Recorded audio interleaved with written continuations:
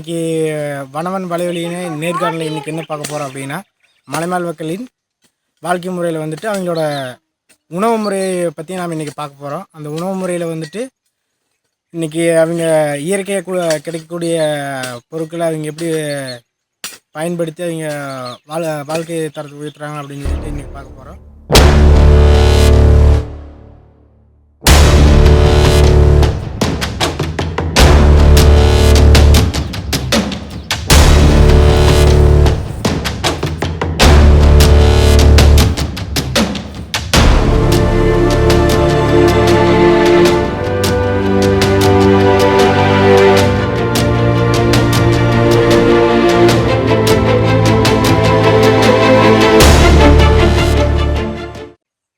வணக்கம். வனவன் YouTube channel சப்ஸ்கிரைபருக்கு எல்லாருக்கும் வணக்கம்.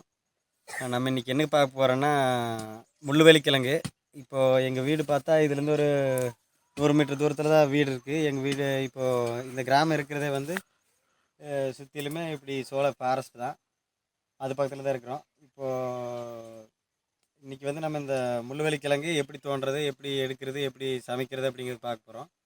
இந்த கிழங்கு பற்றி பார்த்தோம்னா, நம்ம தாத்தா பாட்டி காலத்துலேருந்து இது சாப்பிட்டு வந்துருக்குறாங்க.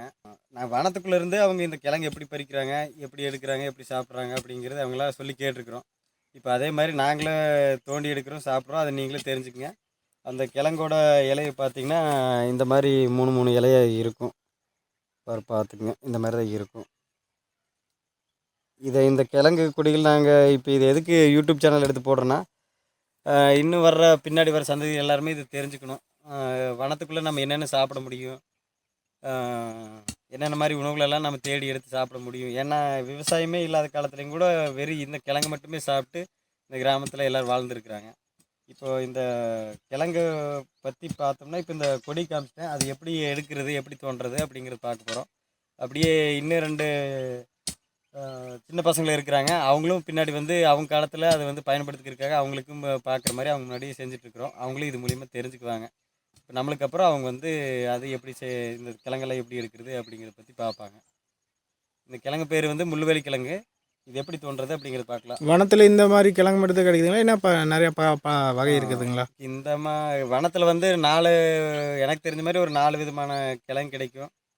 அதில் வந்து முள்வேலி கிழங்கு ஒன்று, பாப்பாங்கிழங்கு ஒன்று, ஜுட்டு கிழங்கு ஒன்று, வெத்தலைவெளி கிழங்கு ஒன்றுன்னு சொல்லுவாங்க. இன்னும் இருக்குது. அது இன்னும் பெரியவங்ககிட்ட கேட்டு அதுவும் தெரிஞ்சுக்கணும். இப்போ நம்ம இந்த வீடியோவில் வந்து இந்த கிழங்கு பார்க்கலாம். அப்புறம் மீதி 3 கிழங்கு வந்து நம்ம இன்னும் அடுத்த வீடியோவில் பார்க்கலாம். வாங்க, இது எப்படி தோன்றது அப்படிங்கிறத பார்க்கலாம்.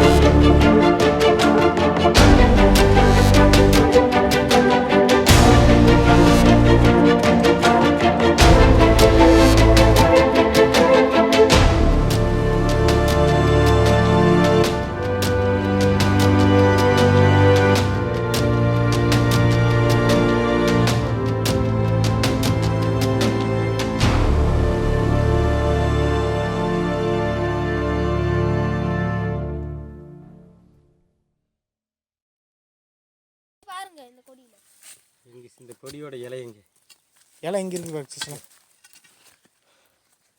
பட்டு கத்தி வேற தூக்கிட்டு வந்துட்டாங்க. சரி பிடிங்க நீங்கள் தான் சொல்லணும். இதுதான் கிழங்கோட கொடி. கிழங்கு பேர் எனக்கு சேச்சுண்ணா முள்வேலி கிழங்கு.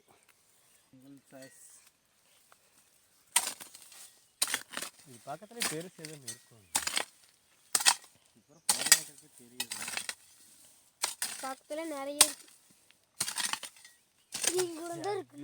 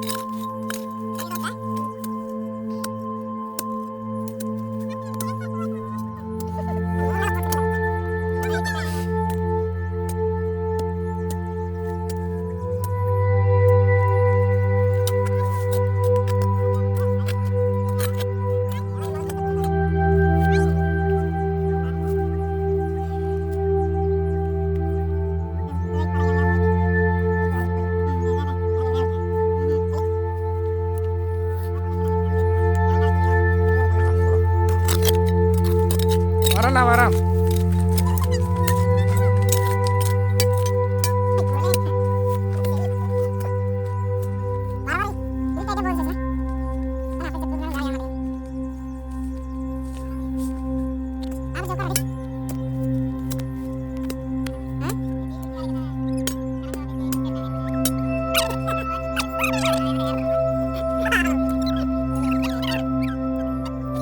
தோன்றது அப்படிங்கிறது பாட்டில் வாங்க.